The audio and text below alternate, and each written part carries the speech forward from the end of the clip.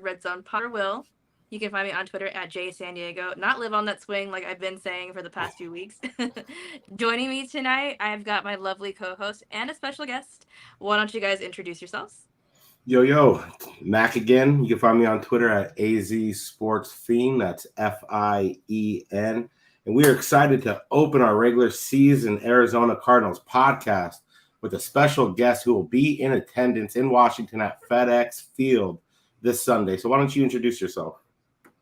Hey guys, Cory. You can find me on Twitter, Cory underscore cards. I am excited to be on the podcast with Jackie and Mac today. Just to talk about Cardinals football, talk about my experience as a Cardinals fan. One of the very few East Coast Cardinals fans that you may know. So trying to hold it down for us. And I'll be in attendance in Washington on Sunday. So I'll definitely try to hold it down for our gang out there. What's your Twitter handle? Cory underscore cards. Cory underscore cards. Yep. Cool. So, that being said, are you from the East Coast? No Arizona ties whatsoever? Or? No Arizona ties whatsoever. I've been to Arizona one time, 2015, for the Baltimore Ravens versus Arizona Cardinals game, which is actually funny. And I may be out there again for that same game this year, but depends. But yeah, I've only been out there once, but I am fully East Coast raised, Baltimore, Maryland raised. So definitely an interesting story how I became a Cardinals fan, but we'll get into that. Let's hear it. I want to hear it. Yeah. Sure. I mean, I saw you on Twitter. You were talking about trying to meet up with fans going to the game, and you had a bunch of Washington people up in your mentions. You know, like, bro, you're gonna be the only Cards fan out there. And you're like, nah, man, I'm always repping. You know, so yeah. How did you become a Cardinals fan? And how far are you from the stadium out there? So, to answer your second question real quick, it's probably like 45, 50 minutes, not too crazy. Cool. I'll be heading out there like early Sunday. So anybody that's going, let me know. Find me on Twitter, hit me up. We'll try to link up, try to get something going. But so I mean, I grew up like my father's like a diehard Baltimore Ravens guy, season ticket guy. I've been to multiple games like as a child, but there was an incident happened. I would say it was one of the years. The Ravens are usually a good team, but it was one of the years they were kind of really bad. I went to I think it was one of my first NFL games that I went to, and it was against the Cleveland Browns. Ravens didn't really play well. I didn't have a good experience. I kind of got heckled by Browns fans as a kid. I was like 6 years old. I didn't understand how that worked. I was just like, you know what? I don't even like football. Like I was like, I don't even like football. I want to get out of this. Like I don't enjoy it. But then I got invited to a Super Bowl party, right? I got invited to a Super Bowl party from my friend, and obviously, like growing up in the household, my father like diehard Baltimore Ravens. Like there is no Steelers allegiance that you can have at all. Like don't even think about being a Steelers fan, or you're like, I'm probably going to be living on the street out there. But gladly. So I was like, oh, well, I'll have to pick a team. I was like, maybe I like football. So I was like, oh, I kind of like that helmet right there on that team. And the team ended up being the Arizona Cardinals. And I've just been blood in, blood out since. And it's been a wild ride. I enjoy it. I love the game of football, obviously, overall now. So just my love of the game takes over, honestly. But that is kind of how I became a Cardinals fan. So that was 2008. Nice. And like I said, blood in since then. Oh, so. You jumped in at the peak then, 2008. You're like, man, like good times around here. I thought we were those guys. I saw Larry Fitzgerald take it up the middle on the slant. I was like, okay, yes, this is my team. My team's about to win a Super Bowl. I'm about to brag about that. Right, but obviously, you know, they're about to beat the Steelers. Hell yeah. Yeah. But obviously, we all know like it's been a whirlwind since then. But hopefully, better days ahead. Obviously. Did you go with your dad to the Baltimore game out here? Yeah. Nice. Yeah. We went. He met up with some coworkers that he used to know that live out in Arizona now. So we were with them. But yeah, we went out to that game. Like I said, that was that 2015 that Monday night game. Tyrann Mathieu kind of made that big play. Yep, Chris Johnson. Yeah, exactly. Chris rolled Johnson. Over the dude, kept running. Yeah. On the replay, he was definitely down, but we won't say anything. We won't care about that. That's neither here nor there. No, I was actually supposed to go to that Washington game. Was talking to my family about when I was living there at the time to come out, and then things started heading. Because I moved out there to be close, like with my husband, to be closer to his family. We ended up getting divorced. But I text my family like, hey, things aren't looking too good out here, so save your money, don't get the tickets. So I'm glad I didn't spend the money, otherwise I would be right there with you at the 2 Cardinals fans in DC. I want to say this is like one of the first times that they've played in DC in a while. So like I was like, yeah. Next time I knew they was coming to a Washington game, I was like, yeah, I'm definitely going. And luckily, I'm going by myself, so I was able to get myself like a really, really, really upgraded seat. Like, and I'm like right there, trying to be behind the bench, maybe try to get a couple autographs. We'll see what happens. There you go. Fingers crossed for you. I'm super jealous. Appreciate it. How do you think we're gonna do this Sunday? Like, what are your expectations gonna be there? Do you have any expectations, or is it just kind of like, let's ride it? I mean, yeah, it's obviously like a big like what if, like, yeah. I mean, we talk about it, like you guys seen it all off season, like Cardinals are going to be XYZ, they're going to be this bad, they're going to be one of the worst teams ever. I mean, and overall, like I'm bought into what they're selling, at least from the outside looking in. Now we'll have to divulge into what it will be like on the basis of a 60-minute football game with your starters, but it should be a fun game. I'm not sold on the Commanders in terms of their quarterback position yet, and I do think their offensive line could be a little bit shaky. But obviously, our defensive line isn't the best, so it's not like something that we're just going to easily take advantage of. But I'm intrigued about the game and how it will go. It's supposed to be a little bit of a rain shower that day, so it may play into our hands a little bit more based off of how we've said, yeah, we want to play football. So, but I don't really have like a main expectation. I mean, Josh Dobbs, he's not going to be impressive, but he's not going to be terrible. Just like if Clayton Tune was playing, he's not probably going to be impressive, but he's not probably going to be terrible. So no expectations at all. I just want to see the guys fight hard. And I think that's really what we all want to see after a season like last year, which is players playing hard through every whistle. And no matter if it's week 1 or week 17, obviously you just want to see them play hard. Being out there, are you getting the sense that Washington fans are overlooking the Cardinals? Like, this is in the bag right here. At least on Twitter, I feel like, they're kind of riding a little too high for being the Commanders, Absolutely. I mean, I have friends that are Commanders fans. They give me. Can we curse on here? I'm sorry, I didn't even know. Absolutely. They give me shit all the time, talking about like this is about to be the biggest blowout of the week. Where we have this, we have that. I mean, they're definitely feeling their team. Obviously, Magic Johnson is a part of the ownership group now. They're feeling good about where the direction of their organization is heading, just like we are. So, and obviously they have a little bit more pieces, ready-made pieces right now, especially on that D line, wide receiver options, the running backs back there, and it's all based off of how their new quarterback will play. So, I mean, they're definitely thinking, a massive blowout. Like the one guy literally said, "I'm gonna be leaving out with some crying tears about the game," and I was like, and like the one guy under my comments on my post has said, like, he was like, "You must have not seen our game, our week 1 opener last year, because like we got destroyed, and that was demoralizing, and that was with our starting quarterback. So like nothing's gonna get Cardinals fans upset. We're just excited to see the team play." Absolutely, dude. I mean, I feel like Washington's probably going to play down to us a little bit. They're probably feeling a little juice from the new ownership. Looking at the injury report, for us, Kelvin Beachum did not practice. Marquise Brown, limited practice. Zach Ertz, limited practice. I mean, we kind of knew we weren't sure if he was going to start week 1. Dennis Gardeck was a full practice, so that's good news. And on the Washington side of it, Terry McLaurin, full practice. Chase Young, limited practice, so we don't know if he'll be out there. And then one of their corners is a full practice too. So injuries won't be a factor this week for either team. So it's just a matter of, who's going to put the best product on the field. Is it us? Is it them? Not really sold on Ron Rivera as a coach. Also not really sold on Eric Bieniemy as a offensive coordinator, just because the rumors of how he gels with his players. And I want to apologize. My sister is watching the Thursday night game. She's got Amon-Ra St. Brown playing right now, and she's playing me. So she's doing a lot of cheering. So if you hear that in the background, that bitch is crazy. Before we go any further, Jackie, what are you sipping on tonight? I have my favorite all-time Arizona local craft beer. I got me a Papago Orange Blossom Husk Brewery. Please sponsor me. I actually don't drink this very often because as I'm getting older, like wheat beers are really heavy and they just sit with me. So it's just it's like a full meal in a can essentially. But I'm like, you know what? I just gotta bust out the tried and true for this pod.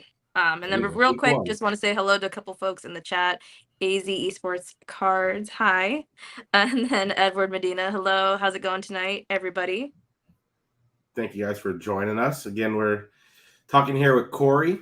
You can find him on Twitter. Why don't you give out your Twitter handle one more time for anyone who came in late, possibly? Yep, you can find me on Twitter, Cory_cards. Talking all things Cardinals, main thing goes. So I'll go ahead and add it to my name too. I think I can do that on.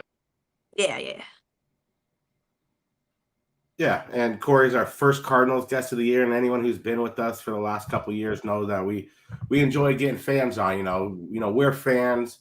We love having fans on. Cory was telling us before how excited he is just to talk Cardinal football. You know, and that's like what we like to do here. We like to break out a couple of brews, pretend we're kind of at the bar or something, just kind of bullshitting back and forth. So, are you sipping on anything, Cory? You good? Sipping on a fine Aquafina water. So there you go. Enjoying that. Had a couple earlier, so I'm all good for now. Hell yeah. It is a little bit later back there, past 9 o'clock. So for sure. Oh man, I don't miss the time zone difference, dude. Living in Arizona, like when there's a morning games at 10 a.m., like get up, watch football all day from 10 to 6, like you couldn't beat it. And then like I'm a basketball fan too, so having to watch the Suns at like 10, go to bed at like 1, that shit was ass.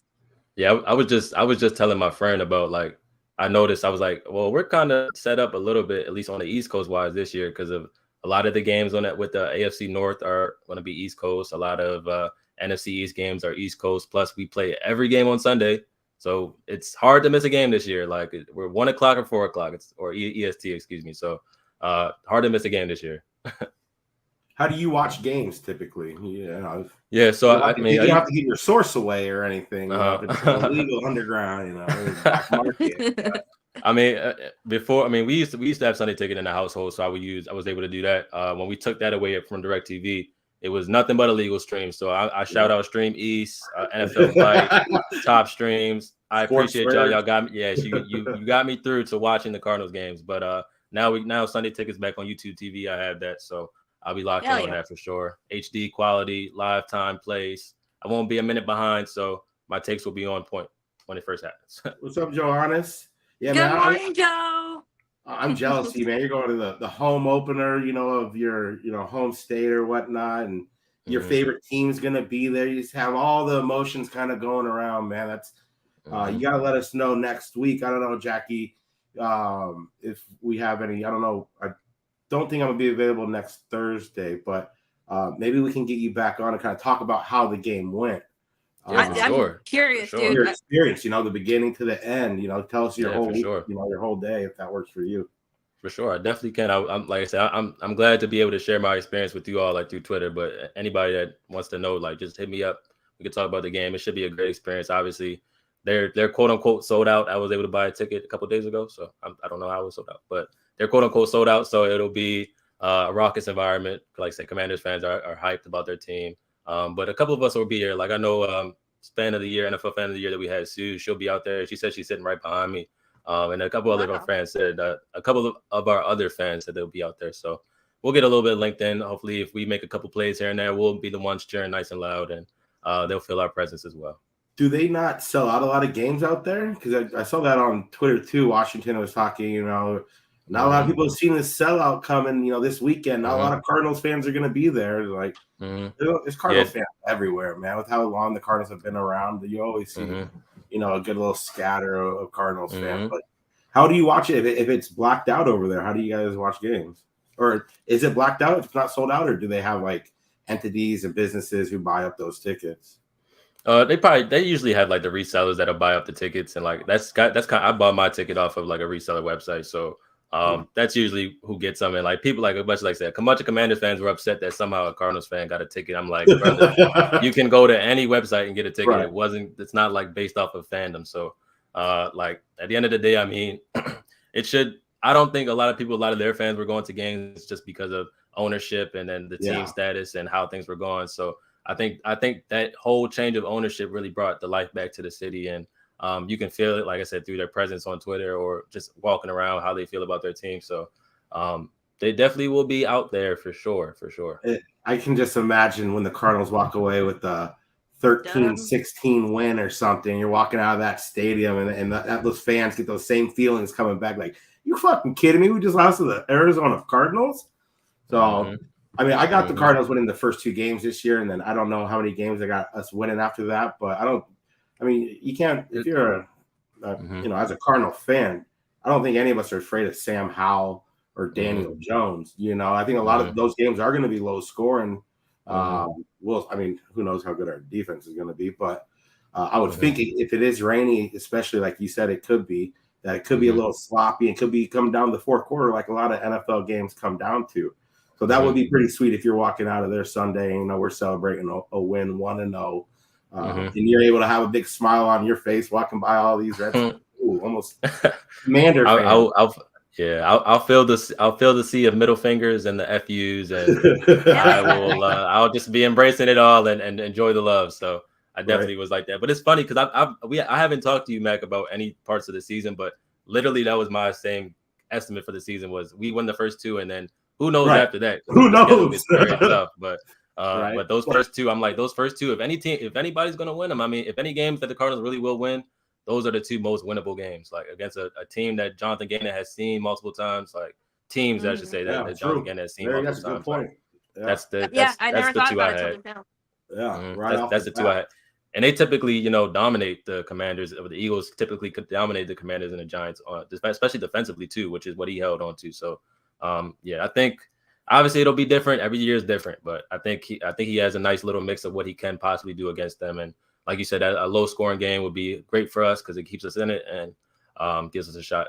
Keeps James Conner pounding that rock. What are you most optimistic about for the Cardinals entering the season? Whether it's a position group, coaching, is there anything that I mean, for me personally, like I look at this offensive line and I think it's just going to be tenfold better than last year. So that's something I'm hanging my hat on. Is there something that kind of stands out to you, whether it's offensive line, whether it's, anything else that you've seen through training camp this offseason, through preseason that, you're kind of keeping your eye on because, you're quietly hopeful. Yeah. I mean, obviously, like I look at it from a outside lens looking in. Everything that I have to like consume when it comes to Arizona Cardinals content is based off of like what reports are coming out and what people are saying. It's like I'm never going to technically get my eyes on them until a game happens and stuff like that. But for me personally, I agree with you on the offensive line. We should be pretty stout right there. The depth kind of is taking a hit with some couple injuries, but that starting group should be pretty solid. They were pretty solid throughout the entirety of the preseason. So I don't see that as a problem outside of injury. But for me, I just think it's like just getting back to a foundation of what like grown like football is kind of supposed to be like. Like I think a lot of stuff that we saw with Cliff, especially going down. Yeah, no more camp cupcake and shit like that. Yeah, right? Exactly. Like a lot of stuff we just saw with him and Steve Keim as well. Like just a lot of like childish like go for broke things. And now we kind of get a coach that's about like stability, ownership. I mean, not ownership, but a GM that's about valuing picks and making smart picks, and whether that be smart moves as well. Like a lot of people question Isaiah Simmons, but it was done to better the team, as the coach and the GM said. Like just doing things that are lockstep unison, like drafting players that will play because the coaching staff wants them. Like just things like that. I'm excited to see because as much fun as 2021 was with us starting 7-0 and getting off to that hot start, a lot of it was predicated off the ball bouncing our way and not just flat out like dominating teams. So I personally want to get back to seeing like just grown adult football, like run the ball on 3rd and 1, not air it out on 3rd and 1. Like a shotgun on 4th and inches and shit. Exactly. Have a prepared plan when you're going out there. Like literally, Kyler Murray telling the media, the only time he's ever told the media how prepared he felt was that one game against the Rams in Week 4, 2021.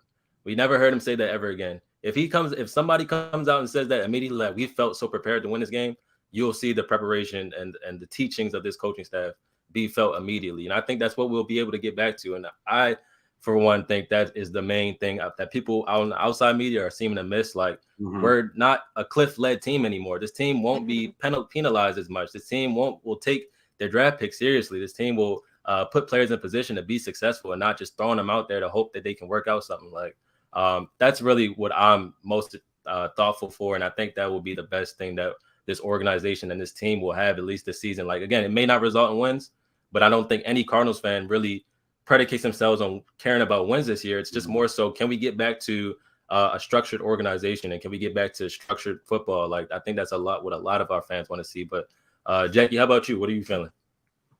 Everything you said, I'm just like Yeah, that was on point. That was on point because I have been saying it for how many weeks now, Mac, that this is how a real team looks. This is how it's gonna be. Exactly. Real people football. from the outside in don't see that shit, and and it is frustrating. But sorry to cut you off, Jackie. But yeah, I agree with you for sure. Yeah, no, it's not gonna be any cute college bullshit that we were trying to run. And you notice how like a lot of the games we've won, even at our shittiest to our best, have been a lot of off the script hero ball from Kyler Murray. The league is a very what have you done for me lately? So everybody's kind of down on Kyler because he hasn't played. When he did play, he wasn't looking that good. But at his fucking peak, he has done some incredible shit that everyone has seemed to forget about. So my only hope for this season is we do see him back at some point. But I think we're going to surprise. I don't know. I don't think it's going to be a 500 team or a playoff team. I'm capping out at 5 wins. But I think a lot of teams will play down to us. And I think we will also come to play as well with this new coaching staff. I think the coaching staff knows exactly what they're doing, what they want to do. I think right now we're just lacking the personnel to execute. Yep. Yeah, for me, I agree. It's keep fighting hard. We saw... you get the shit beat out of you against KC, and sure, it's just preseason. And then you come out the next week, and Minnesota goes up 14-0, whatever the fuck it was, real quick. A lot of bad teams with bad coaching. A lot of that's just going to fall apart. But you saw it felt a little bit different throughout the game, and I expect that throughout this year. There's going to be a lot of bad and ugly happening, but at the end of the day, these guys are going to fight. That's the number one expectation, I believe, with Jonathan Gannon is you give me 110%, otherwise you're not going to fucking be here. And I think he's kind of shown that, like, it's his way or the highway, and him and Austin Fort kind of lockstep in that. So, yeah, I 100% agree with both you guys. Great points. My whole thing is just be competitive, man. Don't walk out of every game, fucking 28-0 heading into the second half or whatever. You want to come out here and you're setting this foundation. You got a lot of young players on this team, but you got guys like Budda Baker, DJ Humphrey's been here a few years. You have guys. I look at this offense, man. I think this offense can put up points if you had, if you can get Kyler back by, week 5, week 6, hopefully. If you can take fucking 2 of these first 4 games or something like that, I feel great. I feel really, really good about where this offense is. I don't think the wide receiver core is there just yet. I like to see Michael Wilson be able to do it in game action. But, I mean, James Conner, he's not going to be a guy who you're going to have to tell to fucking drop a shoulder on somebody. He's going to be there. He's going to do the dirty shit. And I expect that 100%. Will Hernandez ain't going to fucking put up with that stuff. So you got guys on this offense who've been in this league for, a little minute now, who've got, young guys around them who can take under their wing. And that's kind of what I'm banking on is this offense, even if Kyler's not back right away. I want to see Josh Dobbs. I want him to take chances. I don't want to see us trying to, do 15 play drives to score. That shit don't happen. Look, kind of take a page out of Geno and the Seahawks last year. We might not have those type of physically dominant receivers, but you have to open it up a little bit. And I just don't think Cliff Kingsbury, for how much he was in offensive air raid, you can't just play in a box in the NFL. These guys are too quick, too athletic. You have to go over the top, and you have to connect on these. That's one thing the Cardinals have. They have speedy wide receivers where if you get a step beyond the defense, man, whether people look at Josh Dobbs as, a journeyman, which he pretty much is, I believe he could make those throws that Colt McCoy just couldn't anymore. Colt McCoy, I don't think, can make every throw on the field. So you get a guy in here who's got a lot to prove. He's a smart guy coming in, starting, less than 2 weeks or whatever since being acquired for us.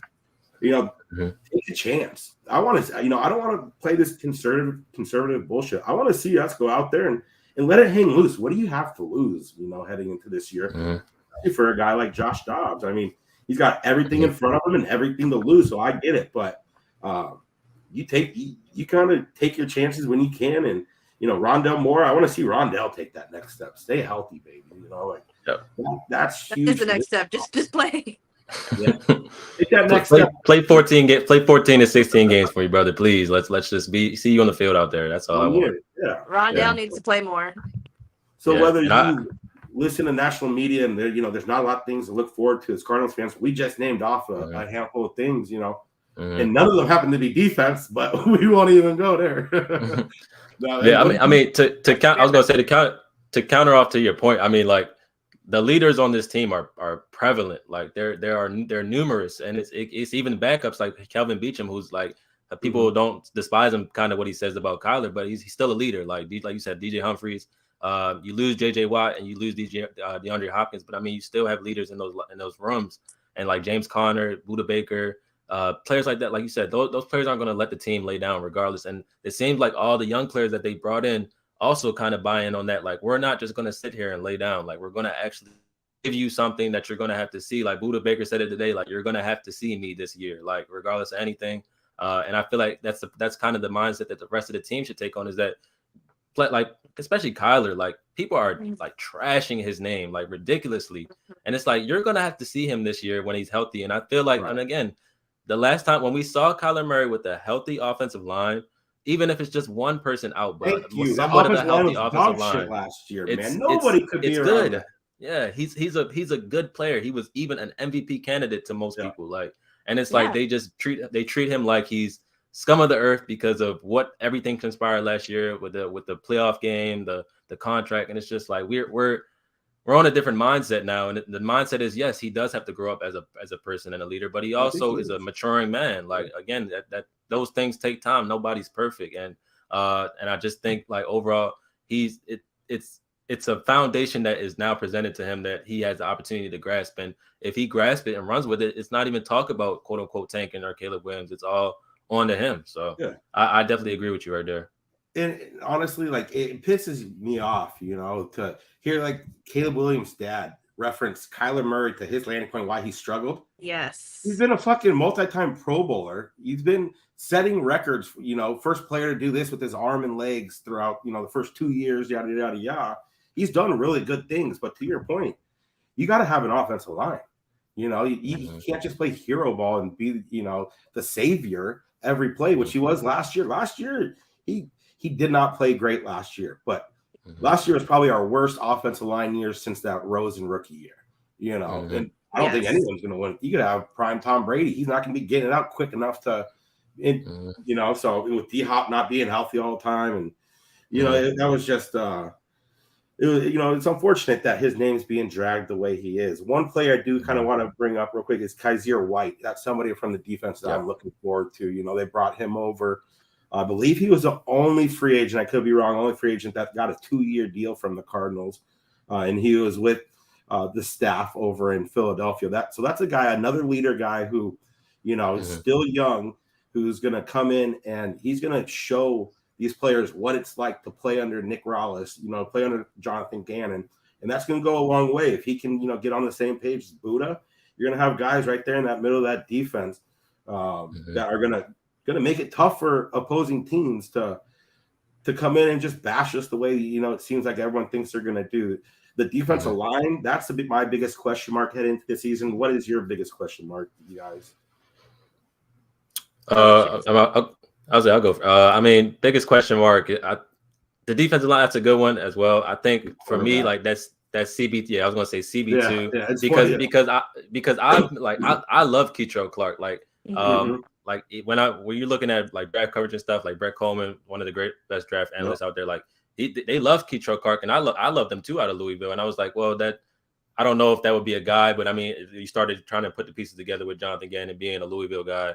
Would they grab him? They were able to get him in the 6th round, and I think, like, overall, to me, he kind of reminds me of like Mike Hilton that's on the Bengals now. Just that overall, just that look, kind of shorter slot guy, but he has the willingness and the physicality to want to tackle, along with the ability. Yeah, exactly. Along with the ability to cover a little bit of shiftier players. I mean, I love Antonio. I like it. I love. I'll take love back because he hurt me a couple of times. I like Antonio. You respect Antonio Hamilton? Yeah, there we go. I respect him. I think he can hold down that CB2 spot long enough for maybe like a guy like Garrett Williams to get his legs under him to the point where he's being able to get in there. But Keitrell Clark, I love him in the slot, but I think obviously like the CB2 position, kind of a big question mark if you don't put Keitrell in that slot. If you put him maybe in a slot, that's that CB2 position. Just the depth right there too. We've seen it every year too. Alfred was having a hell of a year last year. I thought he goes down a lot more, goes on Marco's shoulders. So it is going to be interesting to see if Marco can take that next step. It always felt like he was so close to getting INTs, half a step behind a little bit. To see, he makes just a little bit more growth. Yeah, he could flash in a big way. Marco Wilson entering year 3. And it's funny you mentioned that with Marco. I was looking at some like scouting comments like after we drafted him, and it was like his ball awareness was like in the trash. So it's because he threw that motherfucker's shoe, right? So they were just like, oh, his awareness, and fucking with the end of the game, they're like, oh, awareness, so put that slider all the way down. It's not a smart player. Let's knock him down a little bit. But he's done, I think, everything he's been asked as a Cardinal. He's kept coming in here. He's not a super high pick, but coming in here has all the athletic ability in the world. And it seems like he's earned it. I've seen him grow, each of the first 2 years. So taking that another step, he's still young enough. He still has a lot of room for growth, even though I thought he was very, very productive last year. And that's another guy. I mean, he's looking to get paid. I mean, I'm pretty sure every NFL player's goal is to get their second contract. Once you're in that third year, you have to start putting good film on tape to be able to get that second contract. And I think he's bought in he's bought in completely as that CB1. Will we trust him to be CB1? We have to now. We have no choice. But I think a combination of all of that mixed together, that entire secondary room, helps him because those safeties back there help him. Just whatever Jonathan Gannon teaches as a DB, because we know when Jonathan Gannon was with the Colts as a DB coach, those underrated DBs on the Indianapolis Colts that maybe 3 years ago were really good. We saw the improvements from James Bradbury, Darius Slay, and all the entire secondary room for the Philadelphia Eagles last year. So that's his bread and butter. So if you a lot of people say if you don't work with JG as a DB, you maybe not really that good. Maybe you need to think about yourself a little bit more. But I think this overall his growth will be a huge presence for our defense, and just being able to go out there and let's see what you do against Terry McLaurin. Terry McLaurin's a top 10, sometimes a top 10 wide receiver in the NFL. Let's see what you go out there and do against him. He may be a little bit hobbled, but that's not the point. If you're playing, you're playing. So I would love to see what you go out there and do against him, because that's a big stepping stone right there. He held his own multiple times against a couple of receivers last year. So see what you can do in 2023, excuse me. And his career path to me is a lot it reminds me a lot like Byron Murphy. Oh, I was just gonna fucking say that. Yes, because it was trial by fire.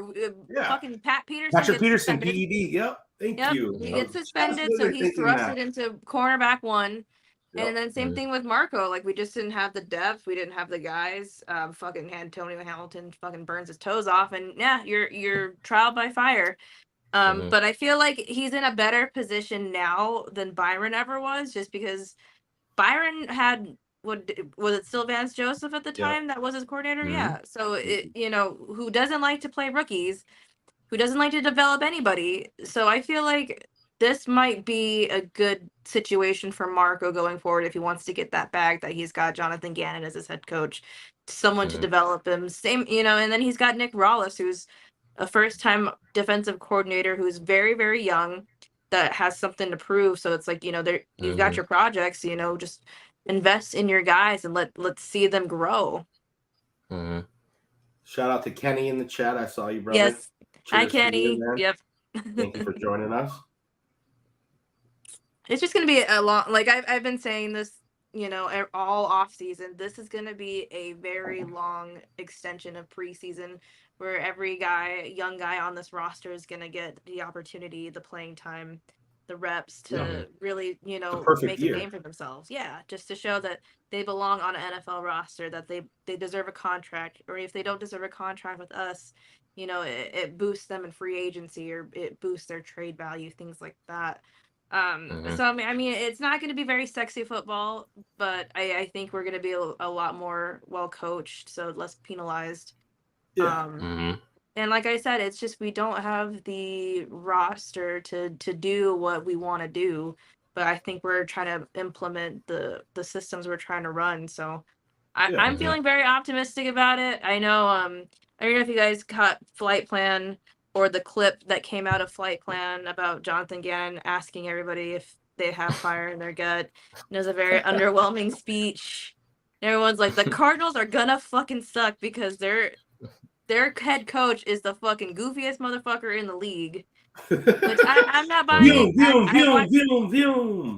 Yeah, I'm not buying it. I watched Fight Pen. Yeah. I mean, I had fire in my gut, and it wasn't from Taco Bell. Yeah, I think he's coming from a good place, man. Like, you're asking the team, like, this is our roster right here today. I know, fucking a dozen of you are rookies.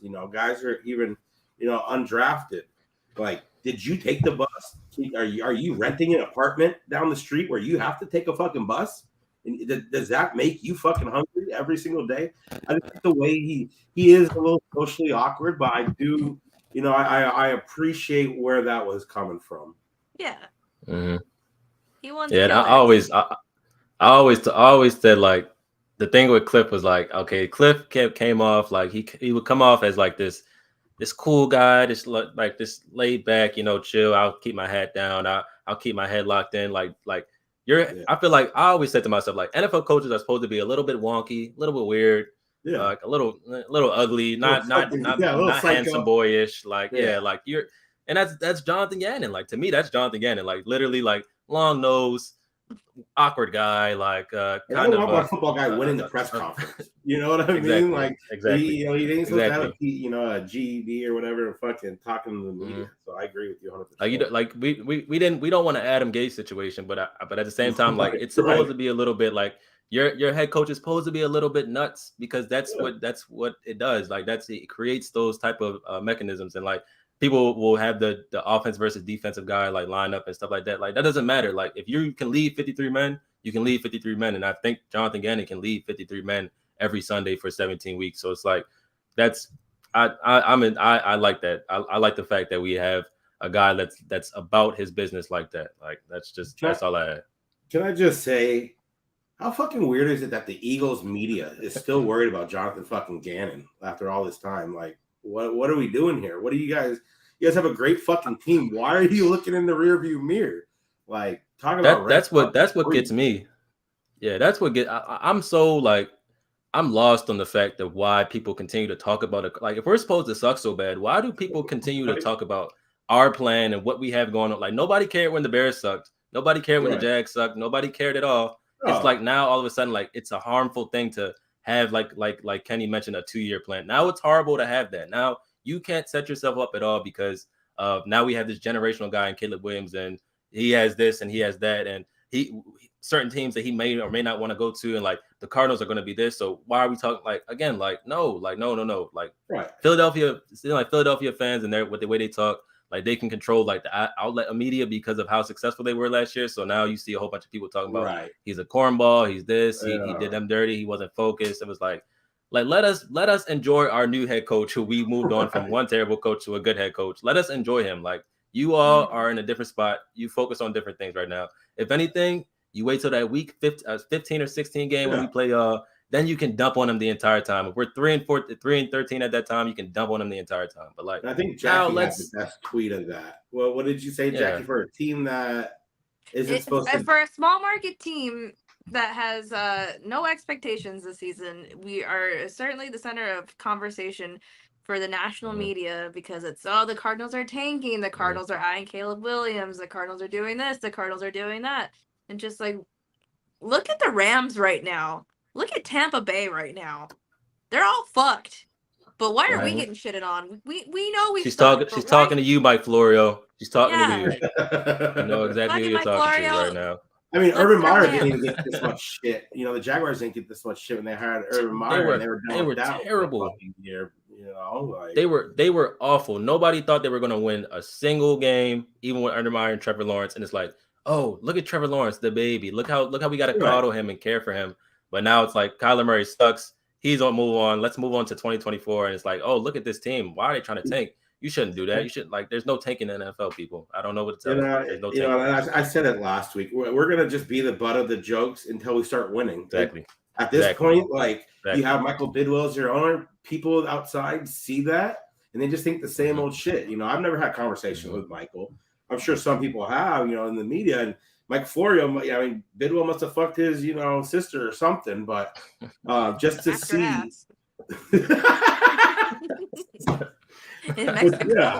But until we win, and like you said, Cory, there is no tanking in the NFL, and turnarounds can be quick.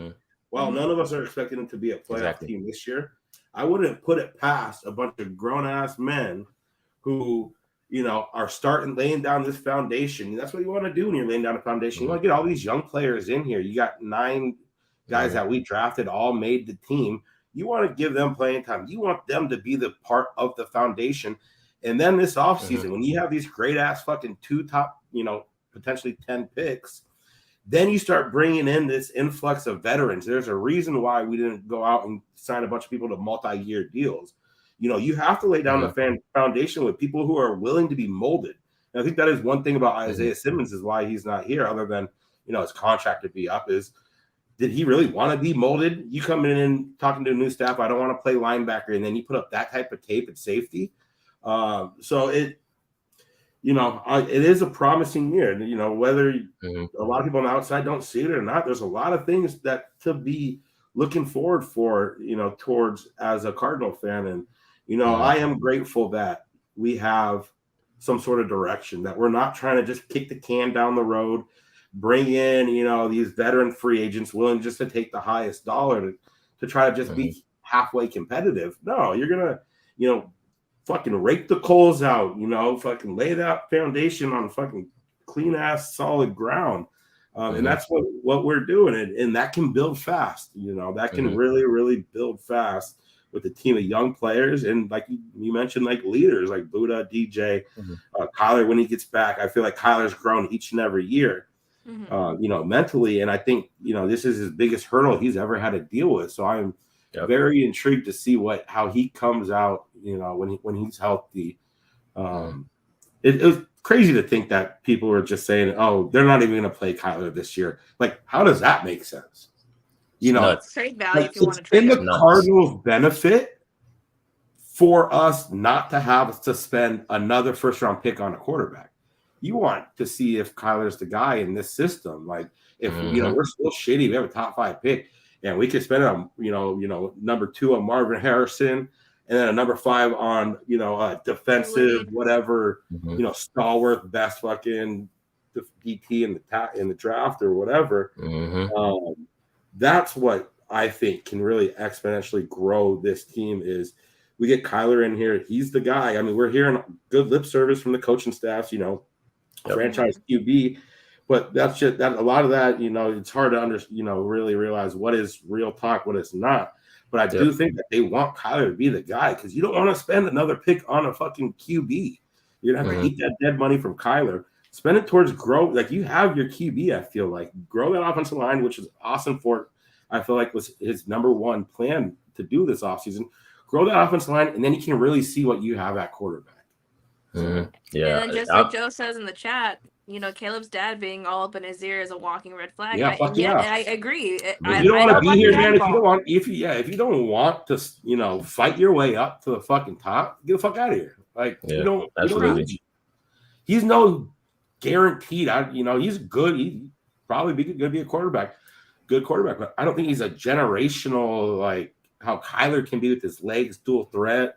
And we saw Kyler with his arm at times too. I mean, Caleb Williams, he could be really good, but there's no guarantees in fucking NFL, man. Like, he's a taller, slower Kyler.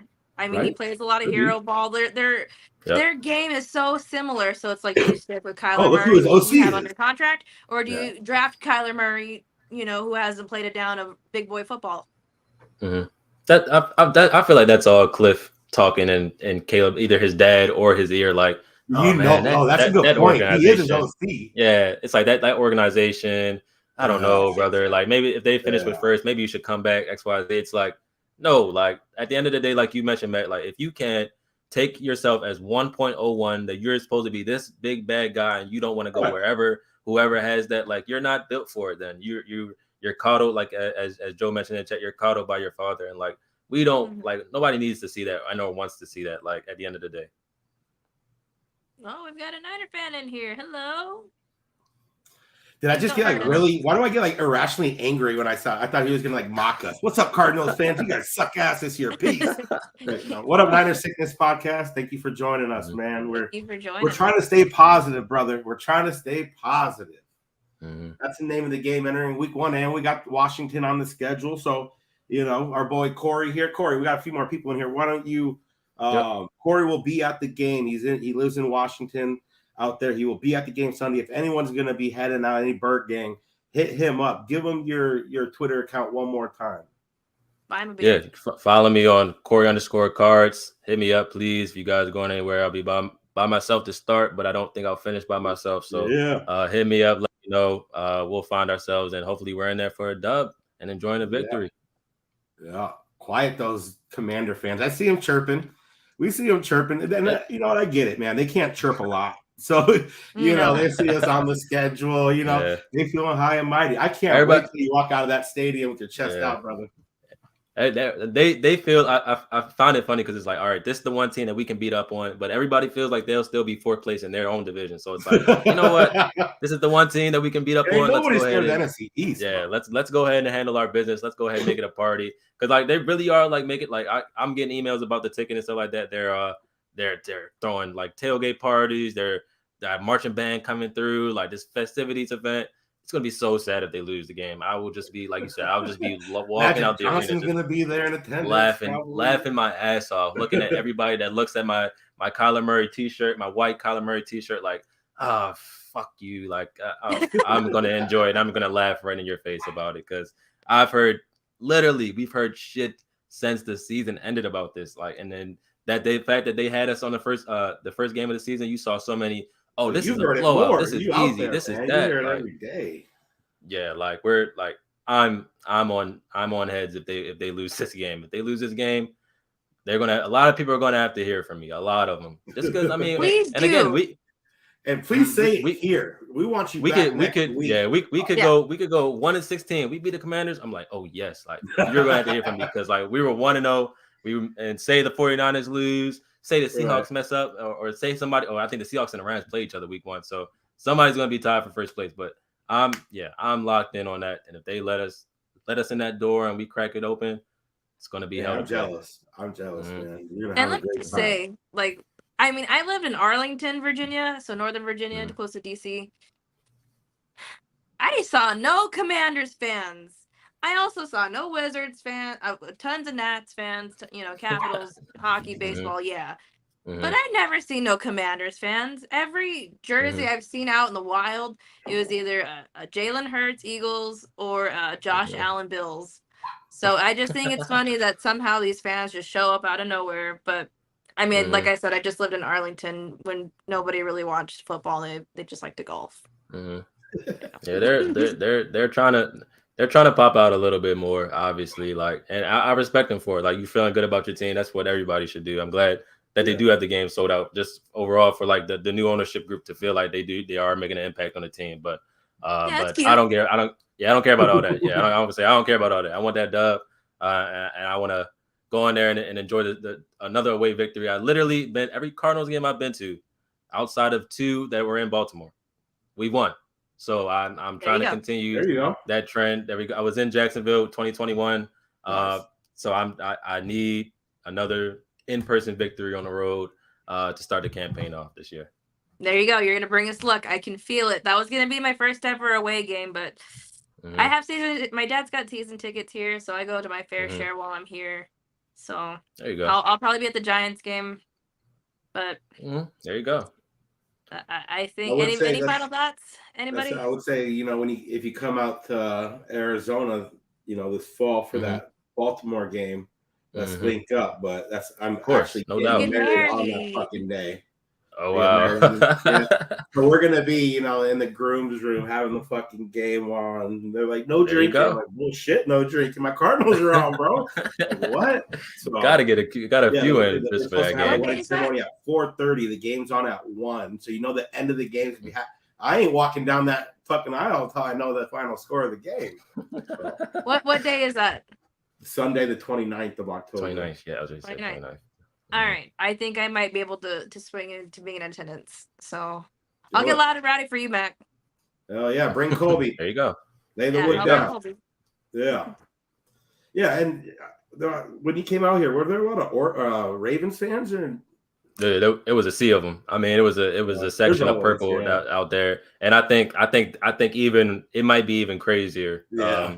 This year, like I think, I've talked to like random Ravens fans that'll just be like, "Oh, you like the Cardinals? Oh yeah, I'm going out there the end of this year." Like right. I'm like, "Oh, I didn't even ask you, but I mean, okay, like that's very cool. I'm glad you're going out there. It's a great stadium. I hope you enjoy it." Like, but yeah, there it should be a sea of purple, just kind of like how we saw last year. I'm expecting the same, unless we start winning. I'm expecting a lot of the same thing with some of these other fans, especially like. When Cincinnati comes down there now, you'll probably see a lot. Ravens coming down there. I think who else is coming down there? The Cowboys. They're 1-13 Cowboys already in their last 14 home games, so could be another rough year. But hopefully, at least that Giants game. I'm looking at that Giants game, and I think we can steal that. But let's see how Week 1 goes. I do believe that this is going to be a close game. Do we want to end this, Jackie, with just predicting the score of the game, and we can? Instead of going through the whole schedule, or what are you thinking? I'm not trying to do the whole schedule because I'm trying to watch the end of this Thursday night game. So I'm going to go ahead and say we win 20-17. That's a decent number. High score. I am gonna. The one person who scares me on that roster for the Commanders is Dotson. Man, I think that guy could really, really. You got McLaren on the one side, you got him on the other. We need Keytrell on him. I'm praying that the scout is Keytrell on him because that's the main hip for hip guy that can move. For me, that's who I'm looking at. Yeah. That's my number one. Like literally, that's my number. Like I think Terry's gonna get his. You put Marco on him. I think he could do a decent job on him, but you got Dotson on that other side. They're gonna try to take advantage because I don't think Antonio can hang with him. As much as we like Hamilton, but. At the end of the day, I am you say it's going to be raining a little bit. I'm going to go 19-17 Cardinals. I almost said 19-17, but I'm like, Like, who puts up 19? Well, that's what I'm saying. I'm like, how would that logistically work out? So let me just chill. So you get a safety, 2 touchdowns, and a field goal. Okay. There you go. There you go. Hardek safety. Love it. Cam Thomas safety. I'm ready for it. What do you got, Cory? Obviously, like... Yeah, they're projecting a little bit of rain, a little bit of thunderstorms. We'll see what it's like during kickoff. I was thinking like 23-20 personally, Cardinals win. Maybe Matt Prater game-winning field goal walking out the stadium. That would be great. I think that's a decent number. I think defense gives up a little bit, but not too much. I think it'll be a lot of bend no break defense that we'll see a lot this year, and offense just trying to stabilize themselves in the game. And if you get a turnover or 2 here on defense, you get a good field position. You take an advantage. So I'm going to go 23-20 Cards. And who knows how Bieniemy is going to work there. That could be a flying success. It could be, the total opposite. So it is going to be an interesting game for sure. But we're looking forward to it. This might be the only week all year where all of us on here pick the Cardinals to win. So let's savor this. Yeah, fuck you, Will. Peace. Fuck you, Will. Oh, yeah. Well, yeah, man. Hopefully you can jump on with us next week to talk about your experience. We really, really, really appreciate you coming on, brother. We love having fans. I appreciate y'all. Yeah, no, we love hearing the stories on how you became a fan and, your dad being a huge Ravens fan and you're being a Cardinal fan. You like going to a different bird. I'm sure that kind of, was a little rough there for a moment. It gets, I was gonna say, it gets a little bit on this household where he's like, oh, we won again? Oh yeah, you lost again, huh? Yeah.